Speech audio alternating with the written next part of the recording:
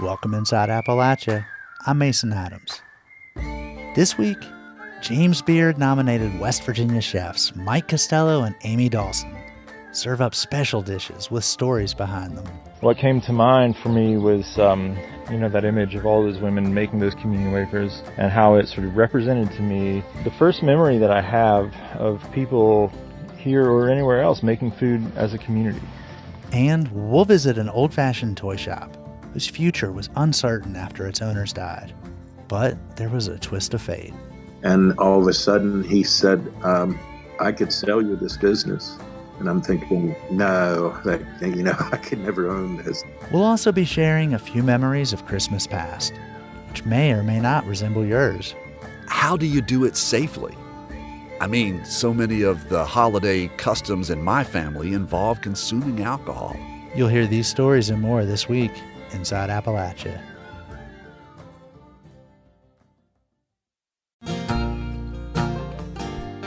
Welcome inside Appalachia. I'm Mason Adams. We begin our holiday trip over the river and through the woods to Harrison County, West Virginia. Mike Costello and Amy Dawson are the husband and wife duo behind Lost Creek Farm. The couple host farm-to-table suppers and were recently semi-finalists for the James Beard Award. They've entertained classical cellist Yo-Yo Ma and the late Anthony Bourdain. Mike and Amy serve dishes rooted in Appalachia's rich food traditions. And along with the meal, they share stories behind the recipes. To open their dinners, Mike and Amy typically kick things off with an appetizer, mashing up two food traditions from their childhoods. Folkways reporter Margaret Leaf brings us this story. Today at Lost Creek Farm, the birds are chirping and the sun is shining over the rolling meadows. I'm here with Mike Costello and Amy Dawson, and they're giving me a tour of the farm. We visit the chickens, and Mike tells me about some of the projects they're working on. We're building a fruit orchard. There were some apple trees here on the farm when we moved in, some pear trees, a lot of wild fruit, a lot of wild blackberries, elderberries, raspberries, those kinds of things. Mike and Amy have lived on this land for 6 years, but it's been in Amy's family for close to 150 years. Amy learned a lot about working a farm when she would come to visit her grandparents. Growing up, my family always had a big garden, and we always would can. And so most of my summers were spent essentially doing food prep. Like if you live on a farm, you just do food prep all the time and food preservation. When Mike and Amy inherited the farm, it had been neglected for years, so they devoted themselves to getting the farm back in working order. The couple raised meat rabbits and laying hens. They foraged for foods in the surrounding woods. They raised vegetables from heirloom seeds entrusted to them by community members. And they've got their fruit orchard. Mike takes me down below the vegetable garden and chicken yard to the orchard. Yeah, a lot of these trees that we have down here are regional varieties of apples. Yesterday we grafted 21 trees that will go into the orchard. We'll plant them later this year. The couple will use these apples for a few different things, including apple butter. Amy says the apple butter is caramelized and tastes sweet. Mike likes to play around with flavors and adds bourbon and sage to hit some fiery and herby notes. For Amy, making apple butter takes her back to her childhood. Apple butter was the first experience that I had that I remember. As a family, we would always can, and it being kind of a community. Like it wasn't just my family that did it. It was friends and, extended family would come and make the apple butter in the fall. The seasonal ritual of making apple butter helped Amy understand the connection between food and community. It's a daunting task to peel, core, and chop bushels of apples and then stir them for hours over heat before canning. If ever an event called for community effort, it's one like this one, and time spent cooking with large groups of neighbors and friends is as social as it is productive. Amy isn't the only one of the couple to grow up with memories of cooking and community. Mike grew up in Elkview, West Virginia, and he often accompanied his grandmother to Emmanuel Baptist Church to make communion wafers. Something I have a lot of fond memories of when I was a kid. her and the other elderly women in the church making communion wafers on Thursday and Friday mornings for Sunday service. And she would take my brother and I down there on those mornings, and we would sort of watch all these women rolling out these big sheets of dough and, making these communion wafers. As an adult, Mike had put the wafers out of his mind until he discovered his grandmother's recipe. When my grandma died, I got her recipe collection, and I found this recipe in there for those communion wafers. For Mike, the significance of this recipe has little to do with religion. We did not go to church with my grandma on Sundays, so I never had any sort of idea of the religious significance of them. I just thought they were this tasty kind of snack, I kind of forgotten about them. Discovering the recipe brought back memories for Mike. What came to mind for me was, that image of all those women making those communion wafers, and how it sort of represented to me the first memory that I have of people here or anywhere else making food as a community. In their work today, Mike and Amy have merged these two traditions and are sharing them with others. Last year, they made an online video tutorial of how to make the wafers. In the video, Mike dips a small knife into a jar of their apple butter and spreads it on a crispy cracker for Amy. Did you try it yet with this apple butter? Yeah, that's really good. I love it. It's kind of funny that we snack on communion wafers so much. It's hilarious.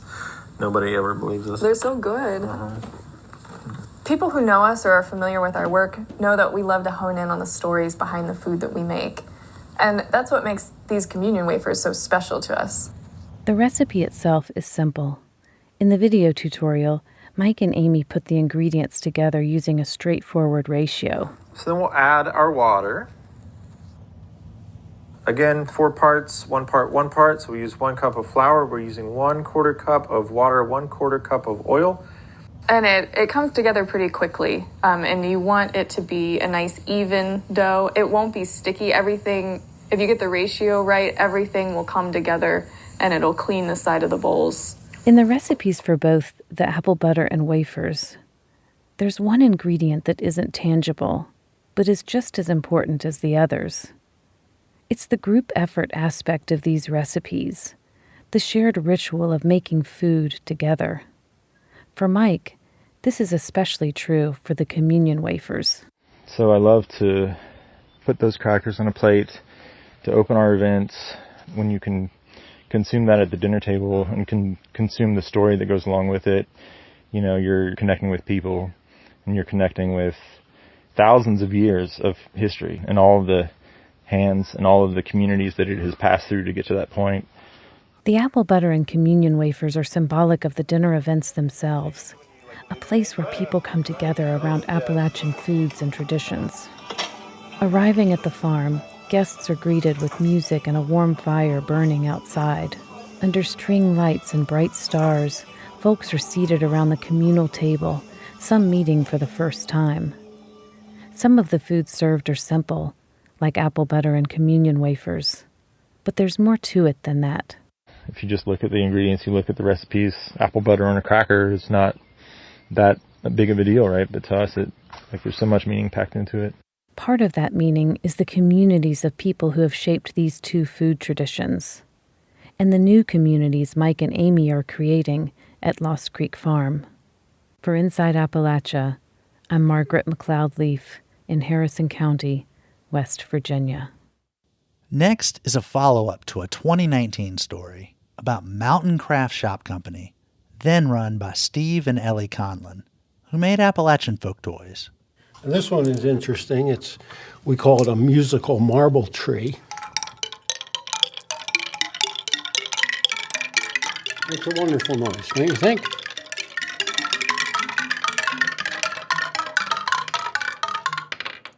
That's Steve, back when Inside Appalachia visited their shop in Proctor, West Virginia. The shop is full of classic, old-fashioned toys, like musical marble trees and pop guns. Everybody knows the pop gun. Yeah. Sadly, since that visit, Steve and Ellie died, which left the future of the business in question. But after a twist of fate, the next chapter of the Mountain Craft Shop Company is starting to take shape. Folkways reporter Zach Harold has the story. Steve Conlon knew everything about the toys he and his wife Ellie manufactured at the Mountain Craft Shop Company. This is a ball and cup. And this actually dates back to 1580 in England. He knew their history, the principle of physics that made them work, and the right technique to make the ball on the end of that string float right up into the air and come down perfectly inside the wooden cup. Good for eye-hand coordination. How long did it take you to get it on the third try? I should be able to get it on the first try. There was one thing Steve didn't know, however. He didn't know who was going to make these traditional toys once he and his wife were gone. How will it play out? We don't know yet. The reality of the situation is that we are manufacturing in America. Look around you. Manufacturing in America there's a lot of competition. I visited their small Wetzel County workshop in 2019. A year later, Ellie died from lung cancer. A year after that, Steve died from leukemia. That left the business in the hands of their son, Tara. Yeah, Terra. It's Latin for earth. I was a earth child, born on the living room floor. Tara lives in San Francisco now, where he's a computer programmer. He's tried to run the business from afar since his parents' passing, but it hasn't really worked out. The company lost money last year, so he decided to try and sell. And for a while, that didn't work out either. Not the way he wanted, anyway. I had buyers that were interested in the businesses that were, in PA or New York or something like that. And I'm like ideally I wanted to keep it in the location. The Mountain Craft Shop Company is so tied to Wetzel County, so tied to West Virginia, that even the wood used to make these toys comes from local trees that Tara's dad would cut, mill, and dry himself. Well, one day, while Tara was back in the Mountain State trying to wrap up his parents' affairs, Fred Goddard stopped by. Fred's a minister who lives just a few miles up the road. I saw some things for sale, and I thought, okay, that would be handy on the farm. So I pulled in, and he began to talk about the toy store, and I began to share my memories with him. It turns out Fred's relationship with these toys goes back even farther than Tara's, before Tara's parents, even. See, Steve and Ellie were not the Mountain Craft Shop Company's original owners. They bought it in 2002 from its founder, Dick Shinaki. He started the company in the mid-1960s. He was a mechanical engineer by trade, but he didn't manufacture these toys. He handled the research and development and farmed out the manufacturing to a staff of artisans. But he displayed the toys in a little showroom near his home where shoppers could stop by and take him for a test drive. And Fred's mother used to take him to that toy store when he was a little boy. Dick would stand and talk for hours. He would explain how the toys were made. He wanted us to see every toy in the store, not just, what we were interested in, but he wanted to show us everything. And Fred doesn't only have his memories. I still have a few of the toys that we purchased out there. I have a rubber band gun, and that one, of course, tended to get me into some trouble around the house. As Fred walked around the Conlon's toy shop, reminiscing, Tara floated an idea. And all of a sudden, he said, I could sell you this business. And I'm thinking, no, I could never own this. And he made an offer, and I realized I can't pass this up. The timing was almost too perfect. Fred has experienced some loss of his own recently.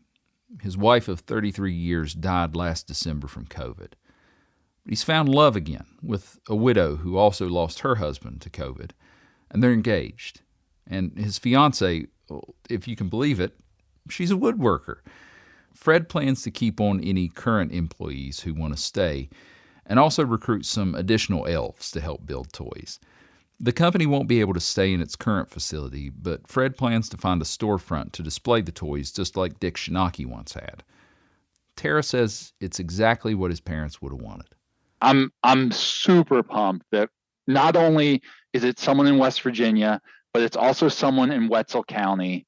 My mom spent so much time, so much effort developing, the West Virginia grown and the whole, mountain state marketing.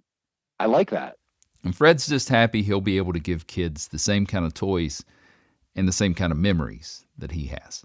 This area, this state, this country, this world needs this store. It's a difficult responsibility. For Inside Appalachia, I'm Zach Harrell. You must strive for just the perfect. Tara Conlon is also selling his late parents' honey company, This'll Do Farms, which at one point was featured on The Tonight Show with Jay Leno. So if you know someone who wants to get into the bee business, get in touch.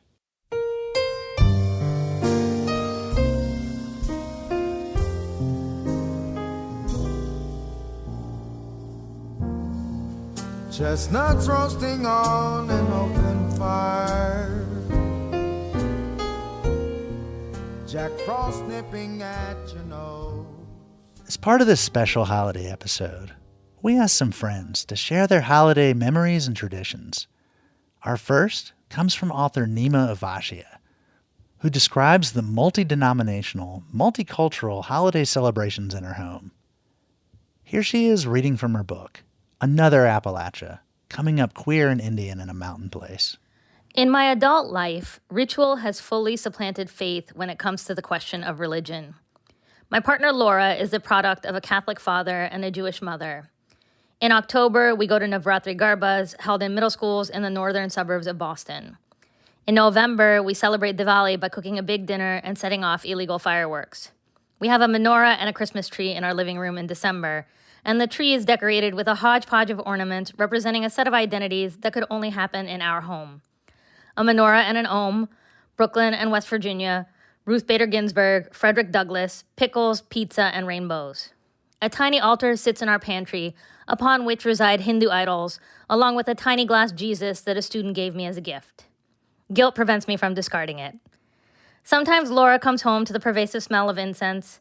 Sometimes I fry up a batch of latkes to celebrate Hanukkah, but rarely, usually only in cases of a marriage, a funeral, or a high holiday, do either of us cross the threshold of temples, synagogues, or churches. Later in the show, we learn about a Greek Orthodox tradition that's continued on in the coalfields of southern West Virginia.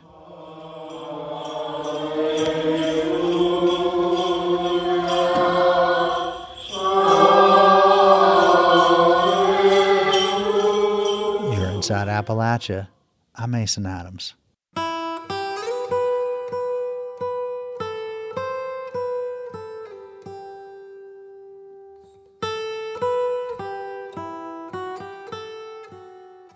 Support for Inside Appalachia is provided by Concord University, educating the people of our region and beyond for more than 150 years. More information at concord.edu. If you listen to Inside Appalachia, you know our theme song. It's by Matt Jackford. He's the host of West Virginia Public Broadcasting's Classical Music Afternoons. And he's a member of a rock band. And a classical musician, composer, and arranger. Last holiday season, days before Matt was supposed to travel to Carnegie Hall in New York, Andrea Billups spoke with him about his music and one of his more popular seasonal tunes, an arrangement of I Saw Three Ships.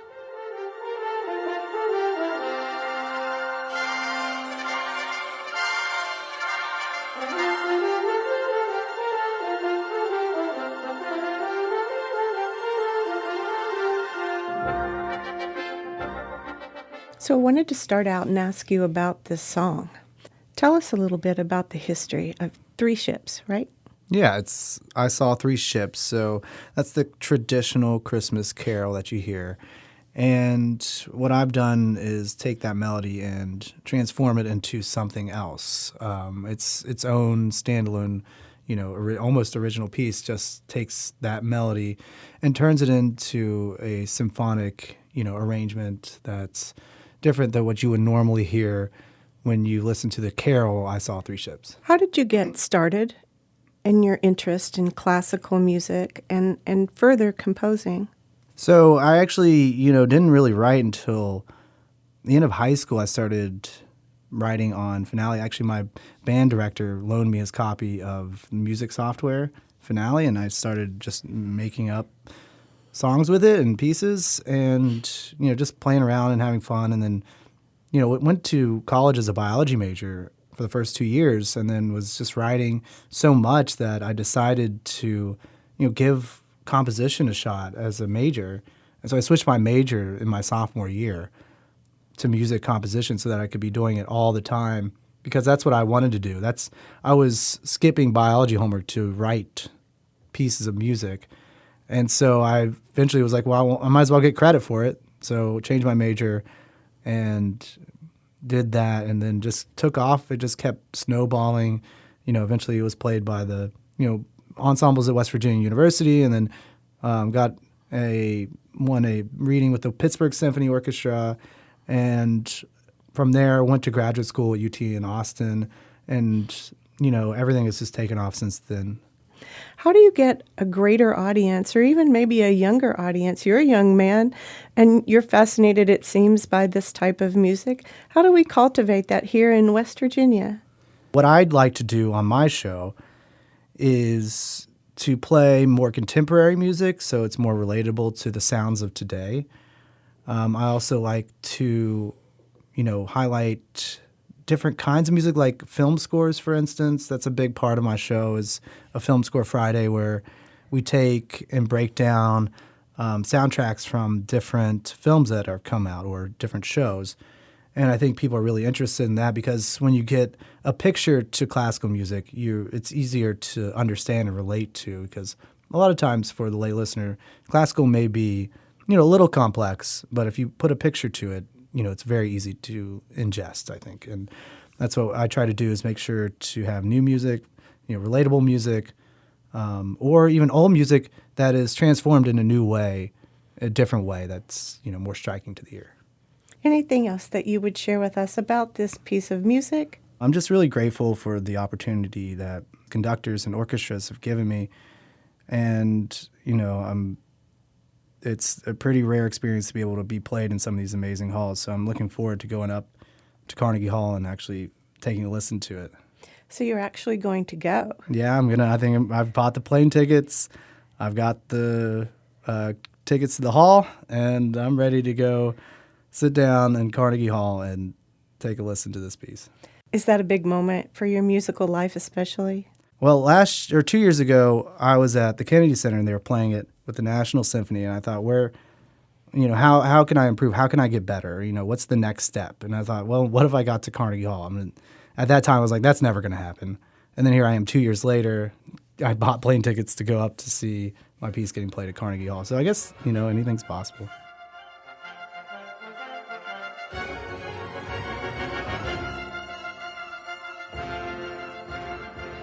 Matt's holiday music had a pretty good year in 2022. Several of his pieces, including I Saw Three Ships, were performed by symphonies in West Virginia as well as in Cleveland and Detroit. When you're a kid, let's face it, the best part of the holidays are the presents. By the time you become an adult, presents are still nice. But really, it's all about the pie. Our next seasonal memory comes from news director Eric Douglas. I really don't like pumpkin pie. I know that's sacrilegious for some people, but I really just can't stand pumpkin pie. For me, though, the holidays are about pecan pie. When I was growing up, my mother always made a special pecan pie. She told me later that she got it out of some cookbook that was commonly available, but I don't know that anybody makes a pecan pie the way my mother makes a pecan pie. Instead of pecan halves floating on top of a pie full of jelly that's just kind of gross, my mom's pecan pie has chopped pecans all the way through it, and the texture is just completely different and really pretty amazing. I've loved that pecan pie, and it's ruined me for anybody else's pecan pie at a restaurant, at a personal event. Several years ago, I kind of took over making that pecan pie, but I used my mom's recipe, the original recipe out of some nameless cookbook that she photocopied it out of years and years ago. As my mom actually has declined in health, she's no longer able to make that pecan pie. And again, it's my thing to make anymore. But it helps me remember. It makes me think of those holidays, Christmas parties, going to my grandmother's, that Mom would always show up with a pecan pie wrapped in tin foil, fresh out of the fridge where it had to sit for 24 hours. Always show up at family parties with that, and she was known for it. She gave that recipe out to everybody, but I don't know that anybody else made it like she did. For me, pecan pie says the holidays. Recipes for the Christmas feast, like pecan pie, get handed down for generations. But what about recipes for a Christmas fast? At St. Mary's Orthodox Church in Bluefield, West Virginia, parishioners spend the 40 days before Christmas abstaining from eggs, meat, and dairy. But that doesn't mean they still can't enjoy something a little sweet. Folkways reporter Connie Bailey Kitts has this story about a Greek Appalachian cookie recipe. I'm sifting the flour, 6 cups of flour and 4 teaspoons of baking powder. And I've already sifted most of it, so I've got it ready. My friend Jenny Chryssicus is getting ready to make cookies for her church's St. Nicholas Day bake sale. But this isn't just any cookie. This particular cookie is a fasting cookie. In the Orthodox tradition, we fast before we feast. We prepare ourselves for the Nativity of Christ by some abstinence from dairy, meat products, and it's a kind of a self-emptying in a way in preparation for bringing Christ into our lives at Christmas. Jenny is an Orthodox Christian. She's also Greek American. The recipe she uses for these fasting cookies is from a Greek cookbook, but it's a variation of her grandmother's cookie. In Greece, we call them melomakarona. And melomakarona is kind of a synthesis of the word meli, meaning honey, and makarona in ancient Greece at a meal for departed after a funeral, a bulgur mixture would be served called makaria. We are in Jenny's small home kitchen. There's not much counter space, so her cookbook is propped up in the windowsill in front of lace curtains and alongside several Orthodox icons. Jenny wears an apron over her striped sweater and pants. She recently retired as a social worker and right now is in the middle of translating a book from Greek to English. This is the house where Jenny and her brother grew up with their parents and grandparents, 3 generations cooking and eating together. One of the flavorings in the cookie is orange zest. Recipes that don't have the dairy ingredients in them, you have to put some flavoring in it, like a citrus flavoring to compensate for what's maybe missing in the dairy. Other ingredients include flour, plant-based margarine, sugar, and walnuts. The nuts have to be ground first in a nut grinder. These cookies are part of Jenny's fasting tradition, but she says fasting is not just about eating or not eating.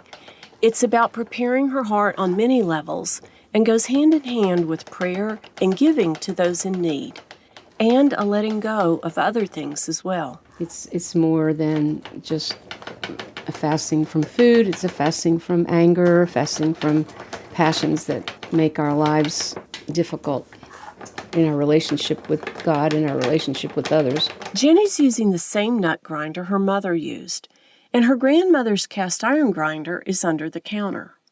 This is the same counter of the same house where Jenny sat on the stool to watch her grandparents cook many Greek dishes, including this cookie. My grandmother's admonition was, watch me, watch what I do, and that'll help you learn. I think I may need to put a little bit more orange juice in.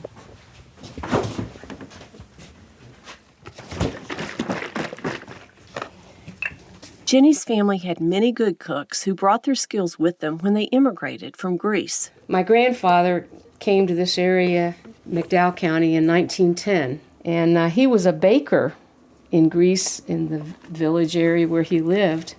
So I always think of him when I'm doing some of these recipes. I'm mixing the cinnamon in with the walnuts. Her grandfather went back to Greece to fight in the Balkan Wars in 1912, but returned again to this country. He married Jenny's grandmother when she arrived from Greece at Ellis Island. They moved to Welch, West Virginia, where Jenny's mother was born. Her grandfather helped run the Capitol Lunch restaurant with a fellow Greek. There's a joke, when Greek meets Greek, they open a restaurant. I don't know if it's in the genes or what with the Greek people, but that's something we're known for. In fact, her father also worked in restaurants as a young man. He had come to America as a refugee after he went with the Greek government into exile during the Nazi occupation. He got jobs as either a cook or manager at 5 Bluefield restaurants, including Paul's Grill, the Matt's Hotel, and the Pinnacle, working alongside fellow Greeks. The owner of Jimmy's Grill in Bluefield introduced him to Jenny's mother. They married, and she taught elementary school, and he eventually became a professor at what is now Concord University. By the mid-1950s, 3 generations of Jenny's family were living together in this house in Bluefield with fruit trees and a garden in the backyard. Jenny learned Greek early. The lessons were in that little breakfast nook with my grandmother on Saturday mornings. I have the book, in fact. It was the Greek version of Tom, Dick, and Harry, you know. Jenny transfers the dough onto a board and uses her hands to knead it. She pinches off small pieces to flatten into oval shapes. Then she puts a teaspoon of the nut mixture in the middle and folds them closed. She crimps the top for decoration and puts them on a cookie sheet. The oven is ready. Okay, here's the timer. I think I'll put it on 25. The kitchen's getting warmer, but Jenny kept the porch door open and we feel a breeze. It conjures up a memory of her grandfather, who learned his baking skills as an apprentice in the Pentus Mountains of Greece. That's why I think he liked West Virginia, because it was all mountains here and he felt at home. You know, he would sit on the porch, it faced East River Mountain, and he would say, "Look, just like my village." You know, he enjoyed the mountains here. He loved this area. These southern West Virginia mountains also attracted immigrants from the Carpathian region of Eastern Europe and parts of Ukraine. They came to be coal miners. Many had Orthodox Christian roots. Jenny says they found a home in McDowell County. Families arrived there in the late 1800s, and they built this little church, which had to be rebuilt in 1913 because of a fire. This was St. Mary's Church, built in the coal mining town of Elkhorn. Its onion-shaped gold dome was easily spotted by cars and coal trucks traveling in and out of the coal fields on Route 52. The church became part of the Carpatho-Russian Orthodox Diocese in America. Services were in the Slavic language. In 2000, the church moved to Bluefield. Its 3 gold domes are silhouetted against East River Mountain. Over the years, the parish has become more multi-ethnic, and its services are now conducted in English.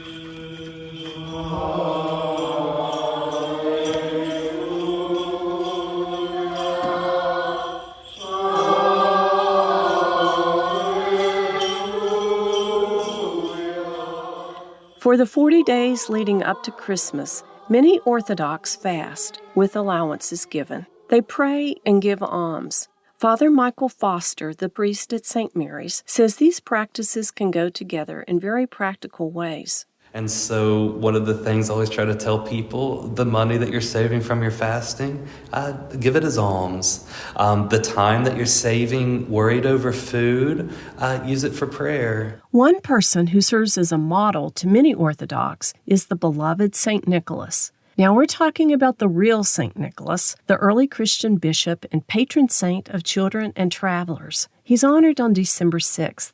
St. Nicholas was Greek and lived in what's present-day Turkey.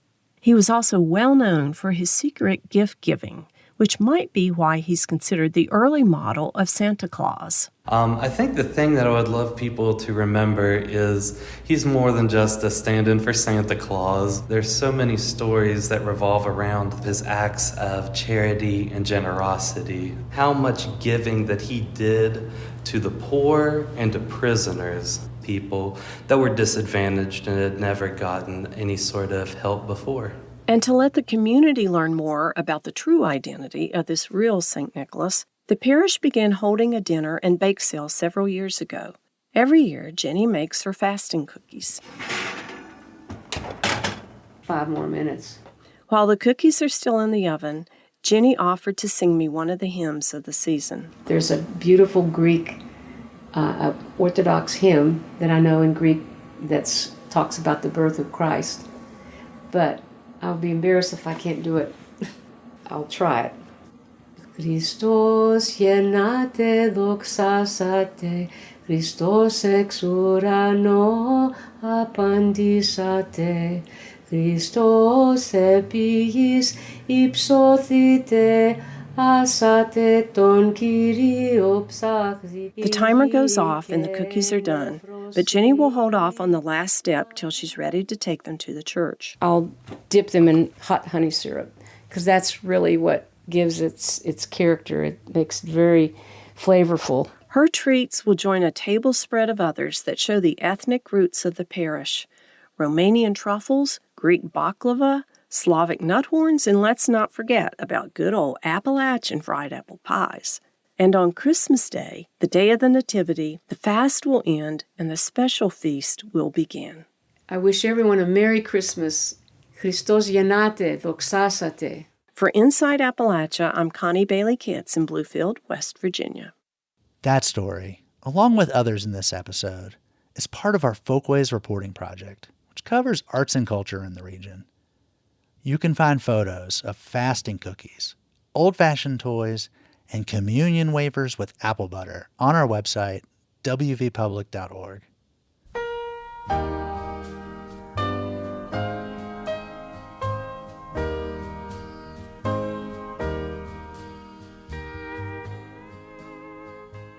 Growing up, my family traveled to see grandparents at the holidays. Whether that was my dad's parents in Illinois, or going over the mountain to my grandpa's farm outside Covington, it seemed like we were always driving somewhere in December. A lot of folks share that experience. Reporter Curtis Tate remembers being a teenage driver traveling the roads of Appalachia from Kentucky to Washington, D.C. No matter how you go from my hometown in Kentucky to where my grandparents lived near Washington, D.C., you had to cross Appalachia to get there.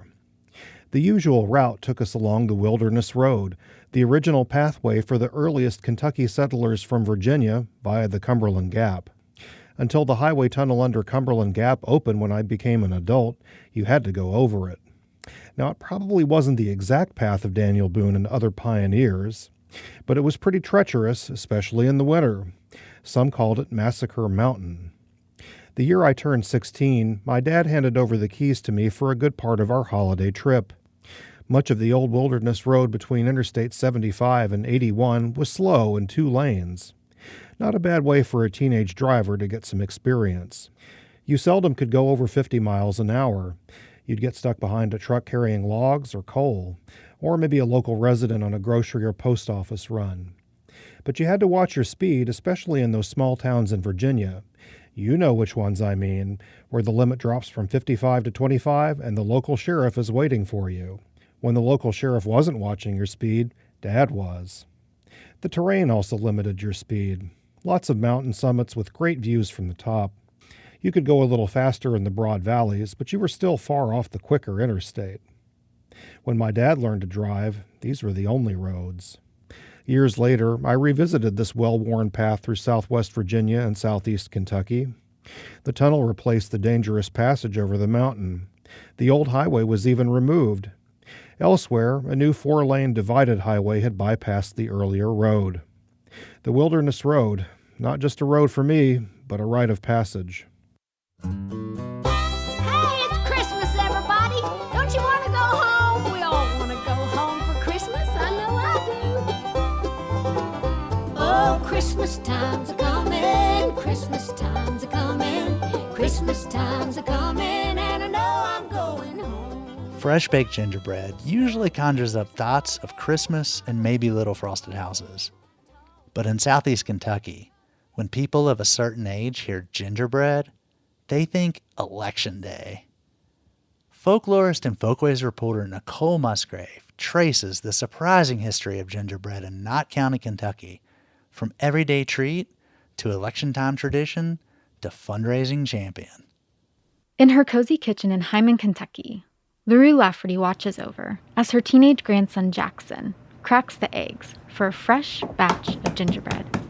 He's been a good egg breaker since he was just about 2 or 3 years old. I think I'll do the vanilla next. Get the right measurements. If you ask folks around Knott County who the best gingerbread bakers are, LaRue's name usually comes up. I don't really profess to be a gingerbread making queen, but I do make a lot. Growing up, gingerbread was a year-round household staple. Anytime we went to grandmother's, she had it, and my mother made it all the time. She kept it made. Knott County gingerbread isn't the crisp, snappy cookies, and it's not the moist, fluffy cake. It's somewhere in between. Bob Young is a local historian born and raised in Knott County. The gingerbread, as we knew it here, was just glorified biscuit and absolutely full of molasses.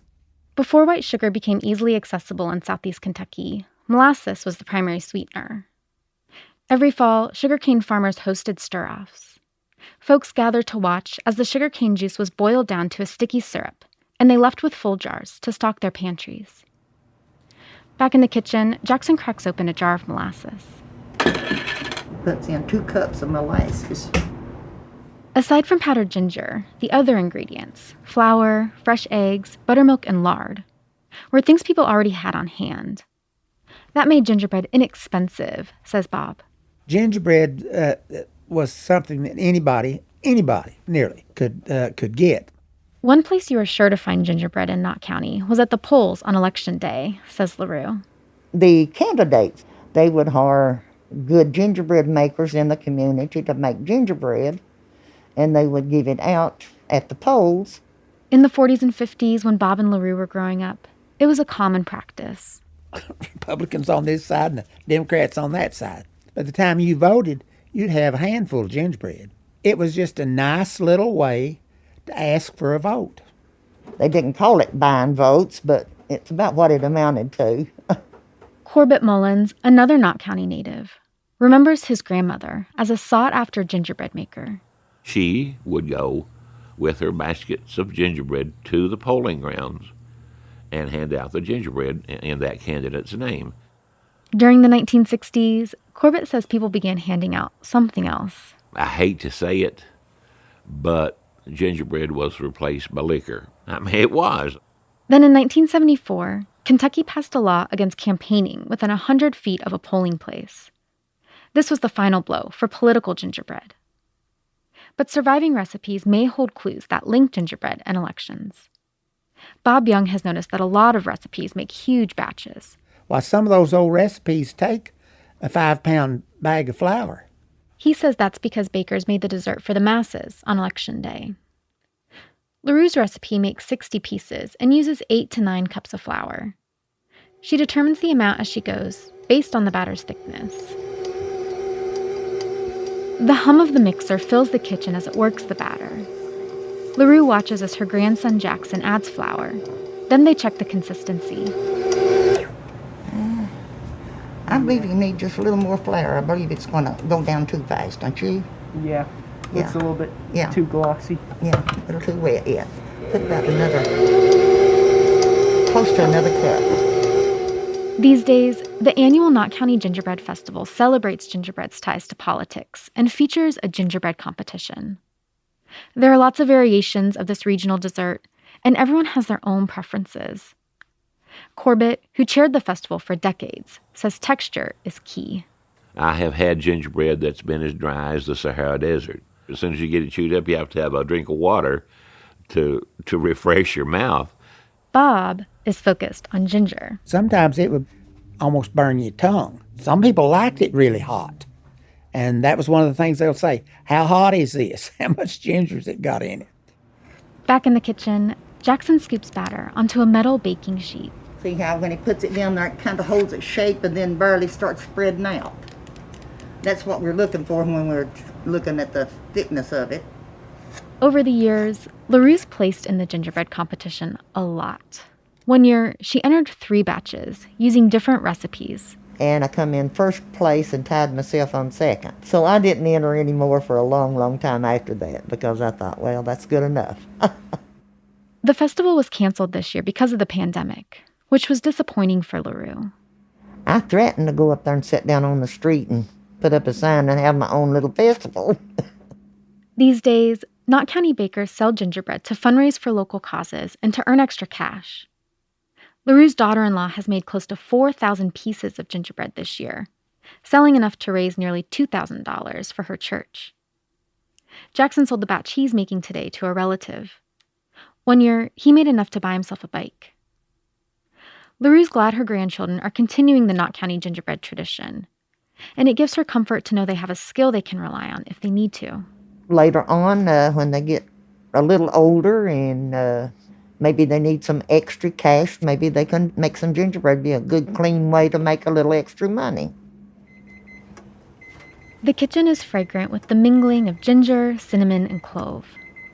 The oven timer goes off, and LaRue takes out the pan. Once the gingerbread cools, Jackson takes a bite and assesses his work. I think it turned out pretty good. It's not too dry, but it's still moist. And it's still got the crispy edges on it, which I really like on gingerbread. For Inside Appalachia, I'm Nicole Musgrave in Knott County, Kentucky. A lot of folks like to have a drink or 2, or 3, during holiday festivities. Treke, host of the podcast Us and Them, tells us about his family's novel way to avoid drinking and driving. In the years after my siblings and I left the nest and went out to start our respective families, we still loved to migrate home to Charleston for Christmas. Some of my family was still headquartered in Charleston, and some of my sibs lived in other parts of the state, and the rest of us were in various parts of the country. And each year, I faced a similar challenge. I'd really look forward to seeing my family, of course, but I really wanted to connect with some old friends.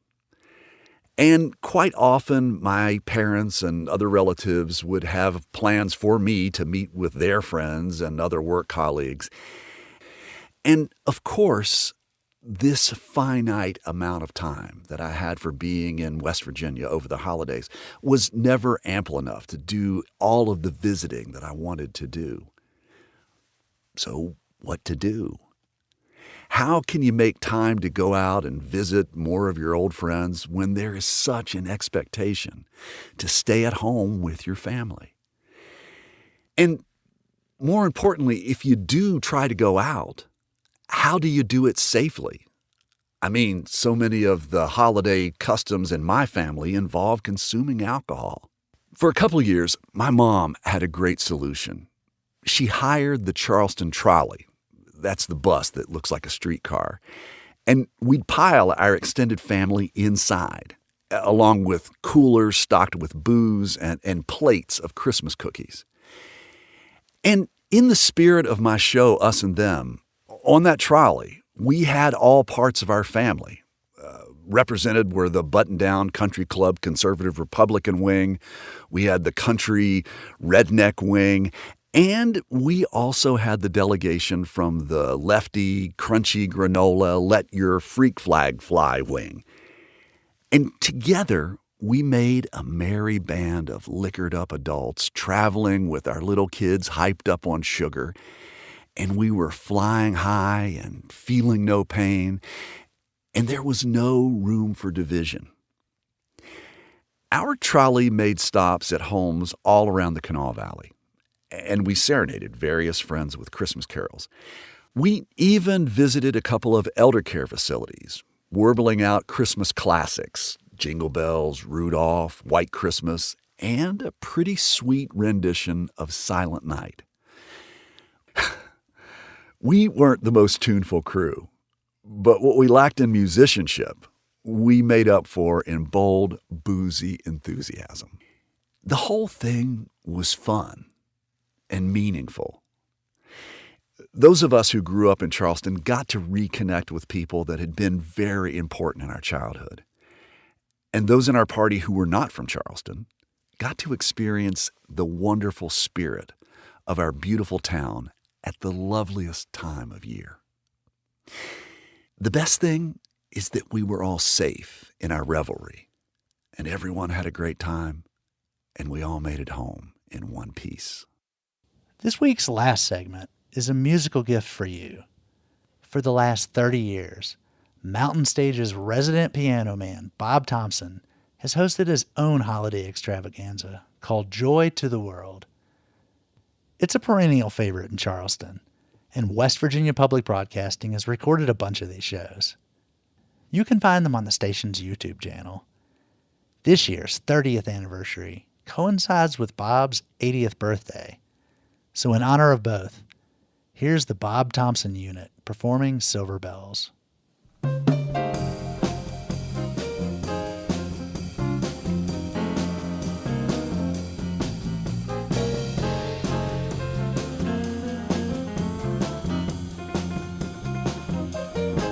The city sidewalks, busy sidewalks, resting holiday style. In the air, there's a feeling of Christmas. Our children laughing, people passing, greeting smile after smile. And on every street corner, you silver bells, silver bells. You know that it's a Christmas time in the city.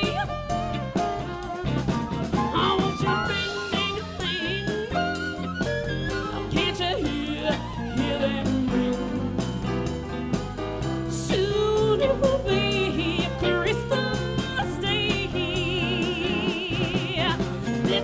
Lots of street lights, even stoplights, blink of black, red, green, and shoppers rush home with their treasures.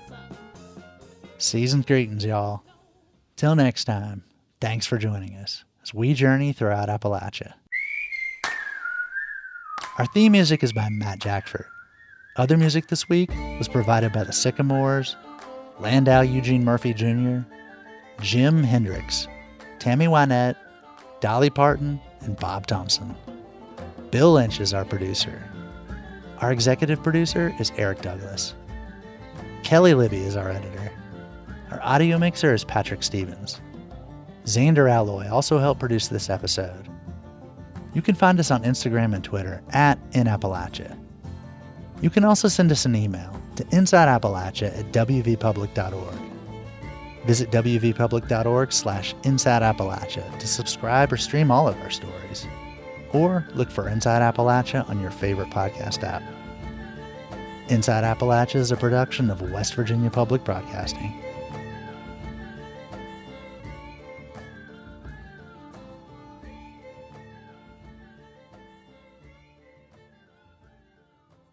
Support for Inside Appalachia is provided by Concord University, focusing on students' futures. Classes available at concord.edu/apply.